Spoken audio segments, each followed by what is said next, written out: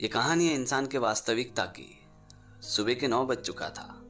मोहन नाम का एक लड़का बस स्टॉप पे खड़े खड़े मन ही मन बहुत ही खुश हो रहा था, क्योंकि वो आज अपने पिताजी के साथ शॉपिंग के लिए जा रहा था। जब बस आई तो बहुत सारे लोग उस बस में खचाखच भर गए।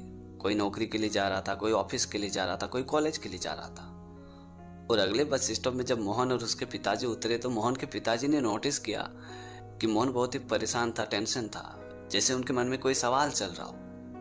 फिर वो दोनों एक चाय की दुकान पे गए और चाय पीते पीते मोहन के पिताजी ने मोहन से पूछा कि क्या बात है, इतने टेंशन में क्यों हो, कोई परेशानी है तो मुझे भी बताओ।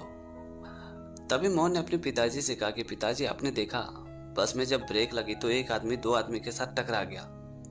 उस आदमी ने दोनों को सॉरी कहा। एक ने मुस्कुराते हुए कहा कि कोई बात नहीं, पर दूसरे ने उसे बहुत ही गाली दिया, उसके साथ बहुत ही बदतमीजी किया। मुझे ये समझ में नहीं आ रहा कि आखिर उसने दोनों को सॉरी बोला, पर दोनों का रिएक्शन अलग अलग क्यों था।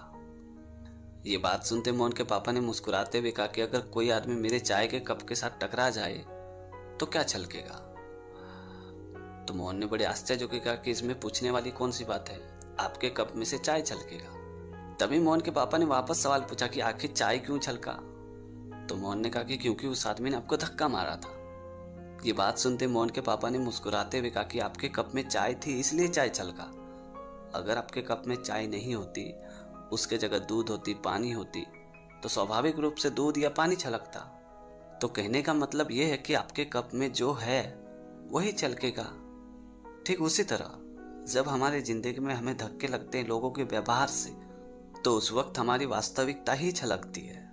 आपका सच तब तक आपके सामने नहीं आता है जब तक आपको धक्का नहीं लगता है।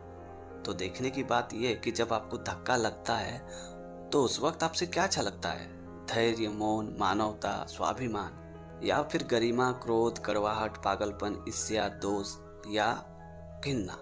यानी आपके अंदर जो है धक्का लगने पे वही छलकेगा। अपने पापा की बात सुन के मोहन के मन में जो डाउट था वो पूरी तरह से क्लियर हो गया। वो बहुत ही खुश हो गया। फिर वो खुशी खुशी शॉपिंग करके अपने घर पे वापस चला गया।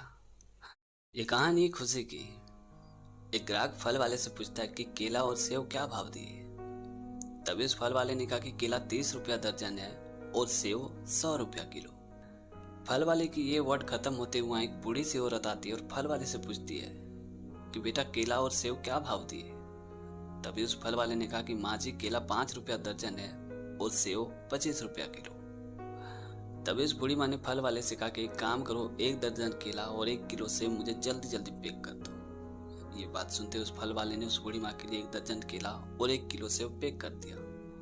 उसके बाद उस बूढ़ी माँ ने पैसे दिया और वहां से फल लेके खुशी खुशी चली गई। तभी फल वाले ने देखा कि पहले वाला ग्राहक उसे बड़े गुस्से वाली नजर से घूर रहा था। तभी फल वाले ने अपना कान पकड़ते हुए कहा कि ईश्वर को साक्षी मान के सच बता रहा हूँ भाई साहब, मैंने आपसे कोई धोखाधड़ी नहीं किया है। दरअसल ये औरत विधवा है और 4 अनाथ बच्चे को गोद लेके रखी है, और उससे भी बड़ी बात यह है कि ये किसी की मदद नहीं लेती है। अगर कोई इसकी मदद करना भी चाहता है तो वो उसे मना कर देती है। मैंने भी कई दफा इसे मदद करने की कोशिश की, पर इसने मदद लेने से सख्त मना कर दिया। और तब से मैंने ये तरीका निकाला है कि जब भी ये मेरी दुकान पे आए तो मैं इसे कम से कम भाव में फल दे दूं। बस इसी तरह मैं कुछ अच्छे लोगों की मदद कर देता हूँ। और सच कहूँ भाई साहब, जिस दिन ये औरत मेरी दुकान पे आती है उस दिन मेरी दुकान की बिक्री 3-4 गुना ज्यादा बढ़ जाती है। पता नहीं परमात्मा उस दिन मेरे ऊपर इतना मेहरबान क्यों हो जाते हैं। उस फल वाले की बात सुन के उस ग्राहक की आंखों में आंसू आ गया। फिर उसने बिना मोल भाव किए वहां से फल लिया और खुशी खुशी वहां से चला गया। तो दोस्तों, छोटी सी कहानी में ये सिखाती कि अगर आप खुशी बांटना चाहते हो तो यकीन मानिए उसका तरीका भी आपको मिल ही जाता है। तो दोस्तों, आज की कहानी आपको कैसी लगी कमेंट करके ज़रूर बताना। और अगर आपने हमारे चैनल को अभी तक सब्सक्राइब नहीं किया है तो प्लीज़ यार चैनल को सब्सक्राइब कर देना, क्योंकि इस तरह का कंटेंट मैं हमेशा अपने चैनल पे लाते रहता हूँ। तो आज के लिए इतना ही, मिलते हैं अगली वीडियो में एक नई टॉपिक के साथ, एक नई कहानी के साथ। तब तक के लिए जय हिंद, वंदे मातरम।